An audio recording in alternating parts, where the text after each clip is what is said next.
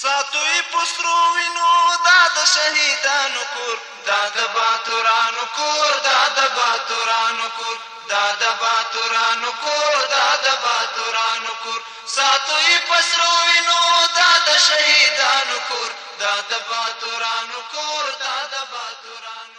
د افغانستان راډیو لوی ریاست لخوا د امنیتي او دفاعي ځواکونو په ننګه چاپ شوي بروشرې جلال آباد ښار کې پر خلکو وویشل شوې. په دغو بروشرو کې د اسلامي امارت د مجاهدینو د سرښندنو میړانې او نه ماتېدونکي عزم ستاینه شوې ده. ننګرهار میشتې وایي دوی په هر حالت کې له خپلو امنیتي سرتیرو سره اوږه په اوږه د دښمن پر وړاندې درېږي او ملاتړ به یې کوي.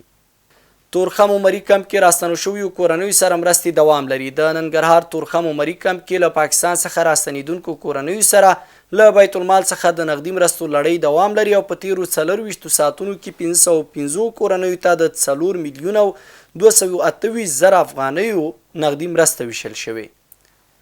ننګرهار کې د هندواڼو حاصلات رسیدلي او کروندګر د خپلو فصلونو په راټولولو بوخت دي.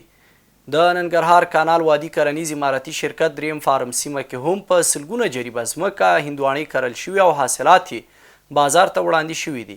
کروندګر د خپلو حاصلاتو لپاره د مارکیټ غوښتنه کوي.